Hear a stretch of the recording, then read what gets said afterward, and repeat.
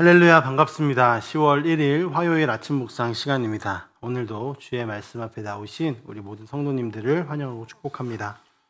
우리 함께 보실 말씀은 열왕기하 16장 1절부터 20절까지 말씀입니다. 함께 읽겠습니다. 리말리아의 아들 베가 제17년에 유다의 요담 왕의 아들 아하스가 왕이 되었다. 아하스가 왕이 되었을 때에 그의 나이는 20살이었다. 그는 예루살렘에서 16해 동안 다스렸다. 그러나 그는 주 하나님께서 보시기에 올바른 일을 하지 않았다. 그는 그의 조상 다윗이 한 대로 하지 않았다.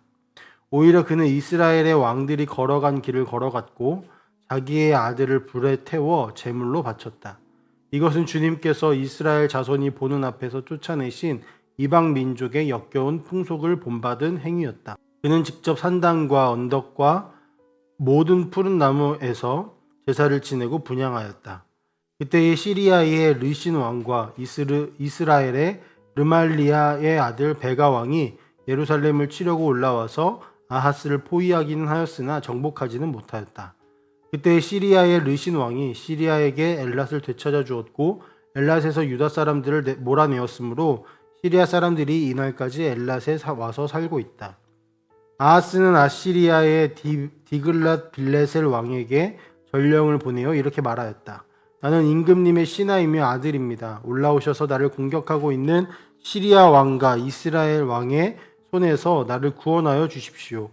그런 다음에 아하스는 주님의 성전과 왕궁의 보물창고에 있는 금과 은을 모두 꺼내어 아시리아의 왕에게 선물로 보냈다. 아시리아의 왕이 그의 요청을 듣고 다마스쿠스로 진군하여 올라와서는 그 성을 함락시켰다. 그리고 그 주민을 길로 사로잡아가고 르신은 살해하였다. 아하스 왕은 아시리아의 디글랏 빌레셀 왕을 만나려고 다마스쿠스로 갔다. 그는 그곳 다마스쿠스에 있는 제단을 보고 그 제단의 모형과 도본을 세밀하게 그려서 우리야 제사장에게 보냈다. 그래서 우리야 제사장은 아하스 왕이 다마스쿠스로부터 보내온 것을 따라서 제단을 만들었다. 우리야 제사장은 아하스 왕이 다마스쿠스로부터 돌아오기 전에 제단 건축을 모두 완성하였다. 왕은 다마스쿠스로부터 돌아와서 그 제단을 보고 제단으로 나아가 그 위로 올라갔다. 그리고 거기에서 그가 직접 번제물과 곡식제물을 드렸고 부어드리는 제물을 따르기도 하였다. 또 제단 위에 화목제물의 피도 뿌렸다. 그리고 그는 주님 앞에 놓여있는 놋제단을 성전 앞에 옮겼는데 새 제단과 주님의 성전 사이에 있는 놋 제단을 새 제단 북쪽에 갖다 놓았다. 아하스 왕은 우리야 제사장에게 명령하였다. 아침 번제물과 저녁 곡식 예물, 왕의 번제물과 곡식 예물, 또 이 땅의 모든 백성의 번제물과 곡식 예물과 부어드리는 예물을 모두 이 큰 제단 위에서 드리도록 하고 번제물과 희생제물의 모든 피를 그 위에 뿌리시오. 그러나 그 놋 제단은 내가 주님께 여쭈어 볼 때에만 쓰겠소. 우리야 제사장은 아하스 왕이 명령한 대로 이행하였다. 아하스 왕은 대야의 놋쇠 테두리를 떼어버리고 대야를 그 자리에서 옮기고 또 놋쇠 소가 받치고 있는 놋쇠 바닥을 뜯어내어 돌받침 위에 놓았다. 또 그는 아시리아 왕에게 경의를 표하려고 주님의 성전 안에 만들어둔 왕의 안식일 전용 통로와 주님의 성전 바깥에 만든 전용 출입구를 모두 없애버렸다. 아하스가 행한 나머지 모든 일은 유다왕 역대 지략에 기록되어 있다. 아하스가 죽어 잠드니 그를 그의 조상과 함께 다윗성에 장사하였고 그의 아들 히스기야가 그의 뒤를 이어 왕이 되었다. 아멘. 계속해서 우리는 유다 왕의 기록을 살펴보고 있습니다. 오늘은 아하스 왕의 이야기인데요. 아하스 왕은 요담의 뒤를 이어 왕이 된 사람입니다. 오늘 말씀에 기록되어진 것을 보면 아하스 왕은 정직하지 않은 왕으로 소개됩니다. 그러면서 저자는 다윗 왕과 같이 행하지 않았다라는 것과 이스라엘의 여러 왕들이 행했던 것처럼 하였다는 말로 이 아하스 왕을 설명하고 있습니다. 어제 말씀에서 저자는 이스라엘의 왕들을 중간에 소개하면서 그들이 저지른 행위들을 고발합니다. 그들이 저지른 악한 행위들을 보여줍니다. 그러면서 아하스 왕이 북이스라엘의 악한 왕들의 기록을 따라갔다라고 이야기하는 것이죠. 열왕기서를 계속 살펴보면서 오늘도 나의 인생과 내 모습을 우리가 좀 돌아보았으면 좋겠습니다.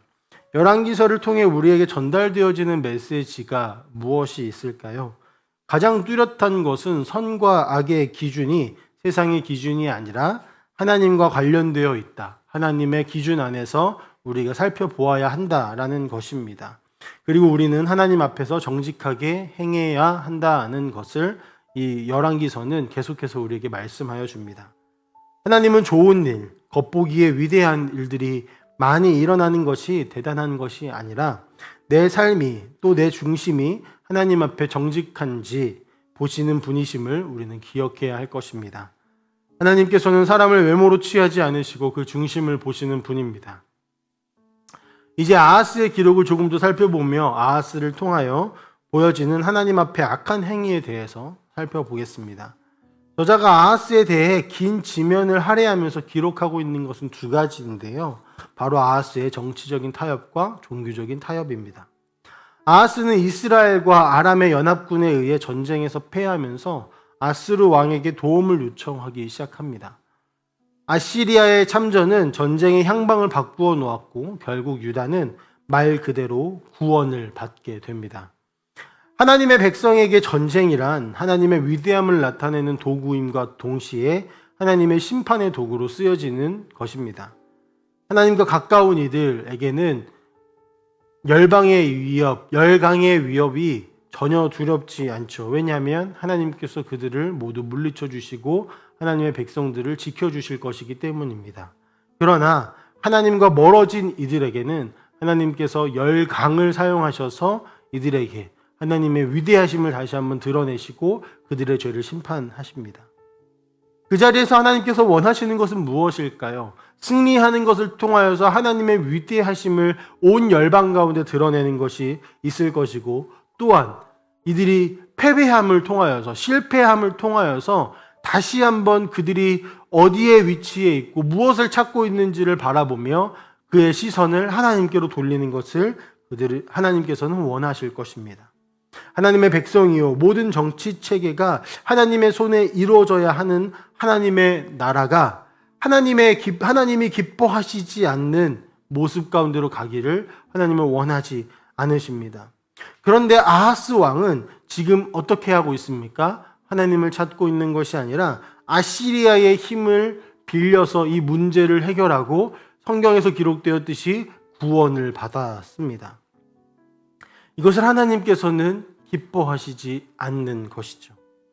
한편 아하스 왕은 아수르의 강대함을 그들이 쌓는 제단에서 나온다고 생각했던 것 같습니다. 아수르 왕을 만나러 갔던 곳에서 그들이 쌓는 제단을 보고 그 제단의 모든 구조와 양식을 그려내서 유다의 제사장 우리아에게로 보내어 그대로 만들라고 명령합니다. 새로 쌓은 제단은 하나님께 지금까지 드렸던 이 제단을 대체하는 역할을 해버리는데요. 모든 제사의 기구들을 옮겨 놓고 이 제단에서 앞으로 제사를 드리겠노라고 선언해버립니다. 아하스 왕은 정치적인 타협을 했을 뿐만 아니라 종교적인 타협까지 감행하는 것이죠. 이는 이미 오늘 본문 서두에 나온 것처럼 북이스라엘의 길을 따른다고 기록되어진 그 모습에서 우리가 살펴볼 수 있는, 이미 예상할 수 있는 모습이었습니다. 그리고 우리가 잘 알아야 될 것은 정치적인 타협과 종교적인 타협은 나눠지지 않는다는 것입니다. 죄는요, 하나로 끝나는 것이 아닙니다. 우리의 신앙은 한 가지만 타협하면서 나머지를 지키며 살아갈 수 있는 것이 아니라는 겁니다. 하나의 죄는 또 다른 죄로 이어질 수밖에 없는 것이 우리의 삶입니다. 왜냐하면 모든 것은 다 하나님의 것이고 모든 것은 다 유기적으로 연결되어 있기 때문입니다.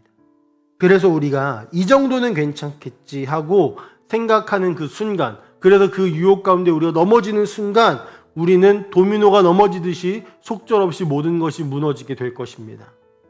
아하스 왕이 다윗의 길을 따라야 했던 것처럼 우리도 예수 그리스도의 길을 따라야 하는 것입니다. 예수 그리스도를 믿는 사람들이 어떻게 됐습니까? 우리는 모두 새로운 피조물이 되었습니다. 세상은 우리를 향하여 좋은 것을 보여줍니다. 하지만 하나님께서는 우리에게 영원한 것, 완벽한 것을 보여주십니다. 도미노가 넘어질 때 우리는 어떻게 할까요? 하나의 도미노 블럭이 넘어졌을 때 모든 것이 넘어질 수 있는 가능성이 있습니다. 그때 이것을 빠르게 막고 다시 세워나가야 하는데, 도면이 있으면 세워나갈 수 있죠. 그러나 도면이 없다면, 지금까지 내가 내 마음대로 세워왔다면 우리는 다시 복구할 수 없을 것입니다. 빠르게 막는 것, 그리고 도면을 보면서 바로 세우는 것, 그것이 도미노를 만드는 사람들이 실수를 모면하고 위기를 대처하는 방법입니다. 우리도 마찬가지일 것 같습니다. 우리가 실수하지 않을 수는 없습니다.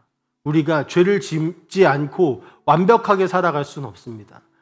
타협하면서 살아가는 것이 우리의 연약함입니다. 하지만 인생 가운데 우리가 죄의 문제에 타협하고 세상 가운데 타협하는 그 순간 우리의 내면을 들여다보게 하시는 하나님의 말씀 앞에 다시 한번 나아가서 빠르게 막고 영원한 것을 바라보며 그 자리에서 이것을 포기하는 것이 아니라 다시 하나씩 쌓아져 나아가는 것, 예수 그리스도를 닮아가는 그 길을 끝까지 포기하지 않는 것, 그것이 우리가 해야 할 일이고, 이 아하스 왕이 닮았어야 했던 다윗의 모습이고, 우리를 이끌어 가시는 예수 그리스도의 마음일 것입니다.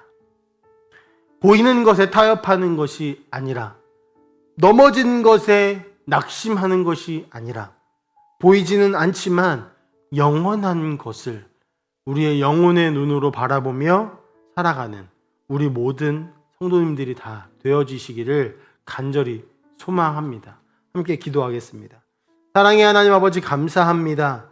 하나님, 아하스 왕의 모습을 통하여서 우리가 무엇을 바라봐야 할지, 무엇을 따라가야 할지 다시 한번 생각해 봅니다.